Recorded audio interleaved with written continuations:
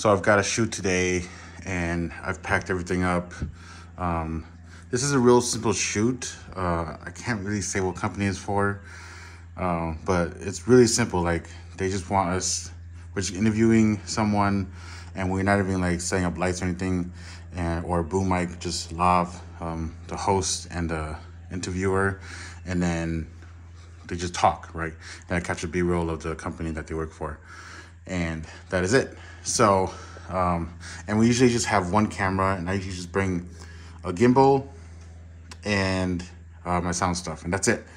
But today, it's a little bit complicated today because the first location is gonna be simple. It's gonna be on land, and I'm saying that because it's important. It's just someone's business. We're gonna go there, talk, and then capture B-roll. But the second location, we're going to be on a boat. They're gonna be on a boat, and I'm gonna be on a boat. And the boat they're gonna be on is a fishing boat. It's a little small for, I guess another person, and she wanted the interview to, like, look like they're far away or something like that. I guess not far away, but like, they're not on the same like boat where the cameraman is. So I have my buddy helping me out. He's gonna come with me, and we're going to do it together. It's gonna be real simple. That's why I have two cameras, and we're not using gimbal today because of the kind of complexity of it.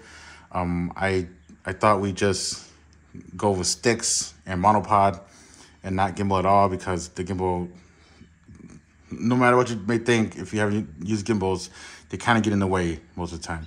So I have set up my R5C here. I just put a random lens on there. It's 15 to 35. We'll probably go to 24 to 70. And then here's my C70. That's 24 to 70 camera on there. And this is my sound bag. So it's not my actual sound bag, but I just put all my sound stuff in a bag.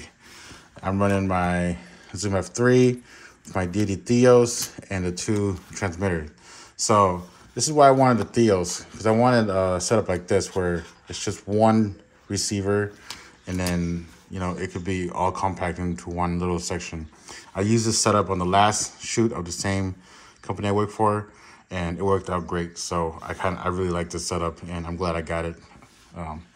I might get another set of those if business booms. I have just the regular, these are Zoom mics here that come with the Zoom F2s, and I just have those just because my Sennheiser ME2s are all dead, and I think I legitimately threw them away because I didn't want to fix them. They weren't worth the time and money. Extra batteries, and then here are my fuzzies for the microphones, because we're not gonna hide them, and they're gonna be outside. I think for obviously the fishing one, they're gonna be outside, so I like to prevent wind. And headphones here. This is gonna be slinging on me, and I'm just gonna listen to them while I operate the camera. It's gonna be a stick, so it'll be a lot easier. I'm usually on a gimbal, so it's a little more complicated, but things will be fine. I have a phone strap here, so I can kind of monitor the audio as well, because in here you can't really look at it. Even though it's 32-bit float, it's still kind of good to monitor it. These two will go in this bag. They don't really fit that well, but because the screen, the monitors, they kind of overlap each other, which I should probably just put like a protection over it. I don't know, we'll see. But it's fine. And we'll go open my door here. Got my monopod up here, and then my two sticks here. So got that ready. And then in this bag, let's open it up real quick. Got my lenses. So I don't usually bring a bunch of lenses on these shoots. I will probably bring one extra lens maybe. It depends. But I'm bringing all of them just because, like I said, we don't know what we need. Got my drone, and I'm bringing radios as well, so we can communicate to each other from far distance. So here are the two batteries for C70. One should last all day for what we're doing. And those are the R5C batteries, they're V-mounts. One should last all day, but I'm bringing three just because, Yes, please be loud. And then I'm also bringing my F2s. Ignore what that says. It's going to be fine. And my Countryman B6s.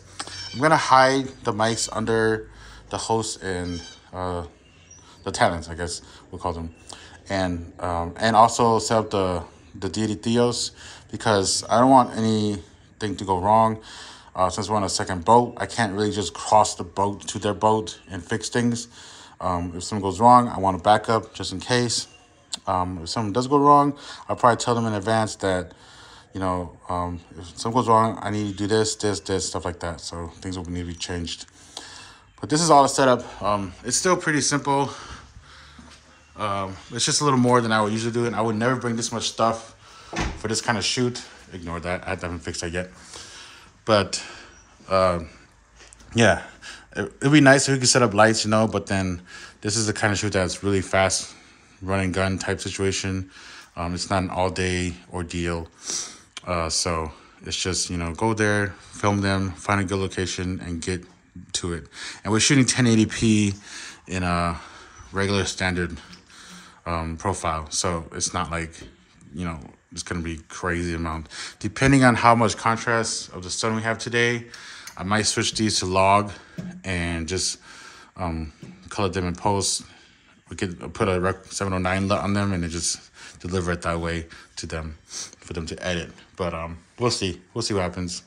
Unfortunately, I cannot record what I'm going to be filming for many reasons. We can't use that as, I think, content for our personal use and like that. So, which kind of sucks because, something like this it's a little bit interesting enough that people would probably watch, but then they probably won't either. Like there's no lighting setup, so it's nothing crazy. So it's nothing really special either. But, some people will probably like enjoy, the audio setup is like probably the most important part because the camera is just the camera. We shoot in 30 frames per second and then B-roll we shoot in 60. So I kind of want to touch base on the Falcon F50 unit. These are really, really great. I love them. They are wonderful.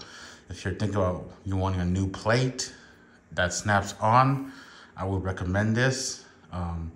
Otherwise, maybe look elsewhere. I bought the smaller version. Here's a better look at it.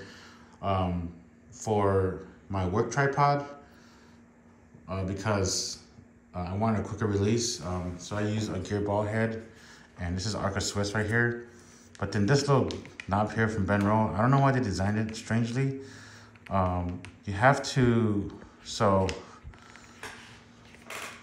all right, and like that's stuck with something already.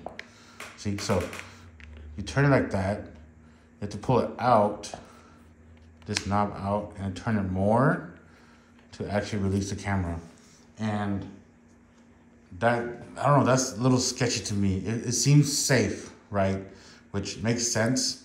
But then when you forget that it's already tightened, there's been moments where I've tightened it and then it's not actually tight. And I'm like, oh, this is dangerous. The camera could have fallen any time. So I bought a plate and I just took it off here, the Arca Swiss plate here, and put it here for use for today. And I'm using that, which is much better. And the plate is square. It's not long like this. The actual plate for the long one is a little bit longer than the base plate here. And I accidentally bought 2 of them. So that's why there's 2 here. And I didn't realize that until I got it. I was like, wait, I bought 2? So I decided to put it on this because that's how they advertise it too. I can't do this one hand, it's really hard. And after I did that, I instantly fell in love. So I could put over here with one hand. Bam, it's on.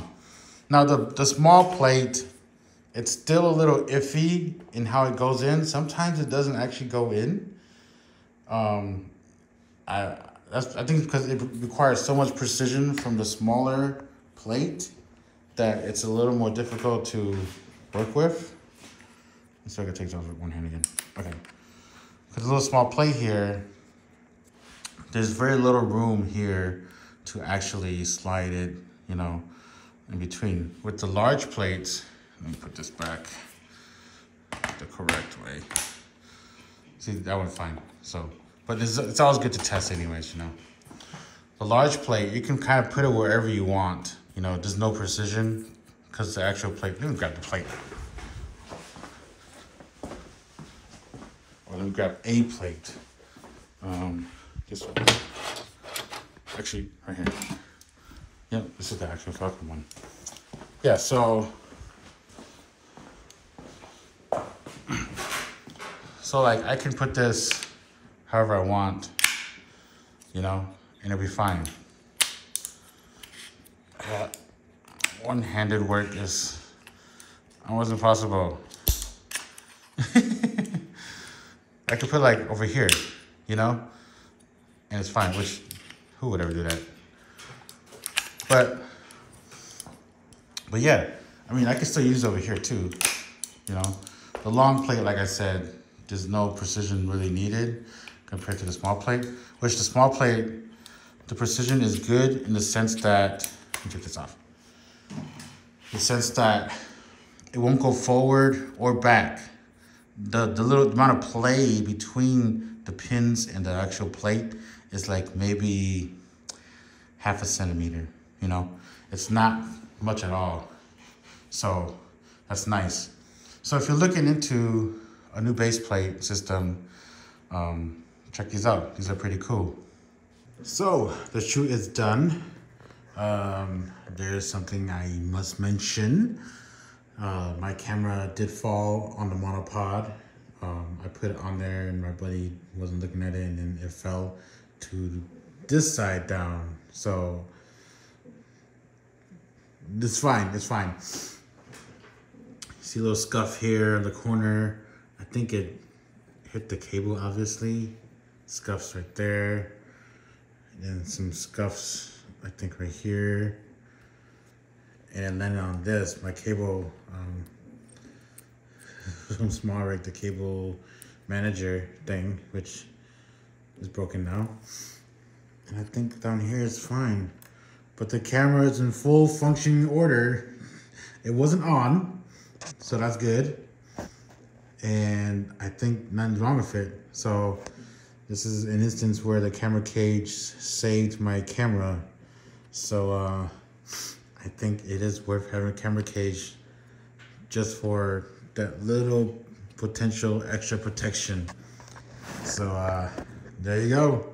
A little update on that JD Theo's. For some reason, the first location, we were downtown at this very small town. I mean, very, very small. And I don't know what kind of RF frequency they had. I think it was pretty clean because like when I scanned it, it wasn't a lot of big spikes. But I kept getting dropouts here and there. I was probably only 50 feet away, maybe less. Not line of sight, you know, the pack was behind the back, so obviously there's that difference there. So it gave me a little bit of problems there. At the lake, it obviously will give me problems. We're at the lake. It is a distance issue, but then it kind of worked a little bit better at the lake for some weird reason. I also had my F2 here. Just as a backup, I mic'd up the 2 Talent, the F2 like I mentioned, and that as a backup, so hopefully that will sound fine. But yeah, JD Theo's, this is definitely more of a real world review than the other gigs I've been on, which even though it's a paid gig, it wasn't like real use. I think the last project where I wasn't sound mixer, but then the sound mixer was telling me that she was getting dropouts on one of the mics. Only at that location though, because we're at a storage unit completely filled with metal walls and stuff. So even though we're right next to them, that can potentially probably make a difference. So yeah, that's a quick update on the JD Theo's. I guess something worth mentioning when we're at the lake. So I mentioned that we're supposed to shoot 1080p and like standard profile, But when we're at the lake, I was like, in my head, we're on the boat. We're still kind of slowly traveling onto the water. And I told my buddy, I was like, hey, let's shoot in 4K at log, just because this is kind of an opportunity in a lifetime for us. I don't know if we'll ever do it again, and we don't get out there much, especially on a boat. So, I mean, it's not super crazy footage, but like we're outside, bright day anyway. So I was thinking about I was gonna shoot in log, just so I have that dynamic range, and I'll just put a Rec 709 LUT on it and send it to them that way. But I thought to myself, like, I don't think we're ever gonna get this type of footage again, so let's shoot in 4K as well. So we did that. So I'm gonna be spending the night just converting all of these into a Rec 709 profile for them, 1080p. So, but at least, you know, it'll be good 1080p. Not like it wasn't gonna be bad anyways, but yeah, I think it's kind of worth it going the extra mile if you need to capture something that will make it look better, or, you know, if you know you can't get it like perfect on the first try, and you can potentially use it for other things. I don't know. I know I can't because it's for the company and stuff, but I could put on my reel, you know, at least, and color it how I want to on my reel if I wanted to. Maybe with a watermark. I don't know. I don't know what the rules are. I haven't read the rules if they have any. So, yeah, I think that will be the end of the video. Thank you for watching, and hopefully my next few videos will be of me actually filming at the location of BTS stuff. So instead of me talking to y'all and just at the house.